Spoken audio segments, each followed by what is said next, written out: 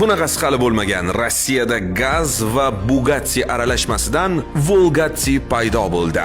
Ustalar guruhi klassik Gaz 21 Volgani zamonaviy Bugatti Chiron dizayni bilan qorishtirib, birlashtirib, chatishtirib, yangi superkarni yaratishdi. Modelning nomi ham chatishgan Volgatti. Uning platformasi BMW 6 seriyasidagi E63 asosida ishlangan. Dvigateli 4.4 litrli V8. G'ildiraklari oldida 20 talik, orqada 20 bittalik. Shuningdek, soatiga 100 km tezlikda harakatlanayotganda avtomatik tarzda spoiler ochiladi.